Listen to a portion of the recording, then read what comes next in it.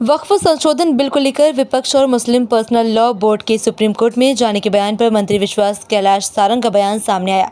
सारंग ने अपनी प्रतिक्रिया में कहा कि सभी को अधिकार है, जिसको जहां जाना हो जाए। दिक्कत यह है कि अखिलेश यादव हो या विपक्ष के नेता अल्पसंख्यकों को केवल गुमराह करने की राजनीति कर रहे हैं।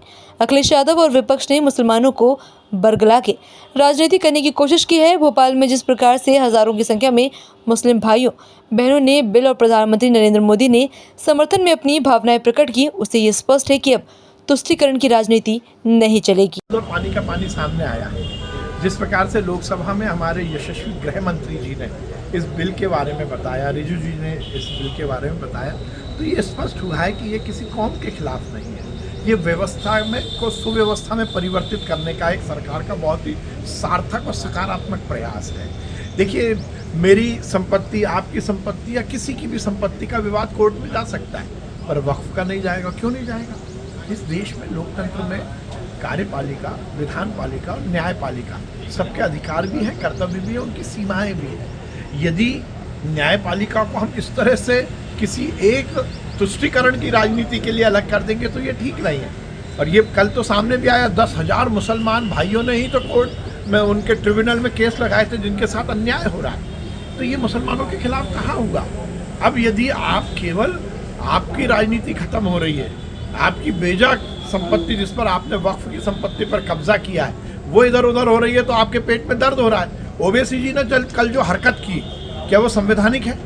क्या उनको लोकतंत्र के शुभ और पवित्र मंदिर में बैठने का अधिकार है? क्या वो ये मानते हैं कि ये पाकिस्तान है? ऐसी हरकतें तो पाकिस्तान में होती। आपने बिल की प्रति फाड़ दी। अरे ये देश कायदे से चलेगा, कानून से चलेगा, व्यवस्थाओं से चलेगा, परंपराओं से चलेगा। ये सदन कोई मछली घर नहीं है। जिस प्रकार से आपने अपनी कुंठा को दिखाने के लिए और अपनी राजनीति की रोटी सेकने के लिए बिल की प्रति फाड़ दी, तो शर्म आती है। मुझे लगता है कि इस तरह से ये सुनिश्चित हुआ। अच्छा, प्रियंका जी कहाँ हैं? कहाँ है राहुल जी? ये भी देखिए, अब उनको नहीं दिख रहा कि संविधान की धज्जियां उड़ाई जा रही हैं। देखिए, ये बिल के बाद ये सुनिश्चित हुआ है कि भारतीय जनता पार्टी के मुसलमान के विरोध की बात नहीं कर, गरीब मुसलमान को हम संरक्षण देने की ही बात कर रहे हैं।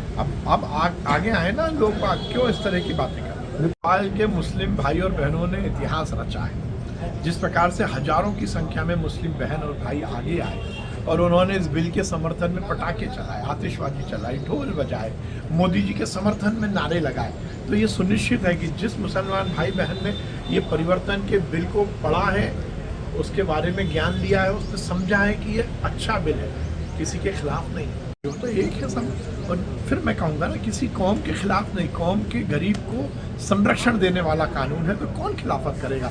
जो खिलाफत कर रहा है वो तुष्टीकरण की राजनीति को आगे बढ़ाना चाहता है।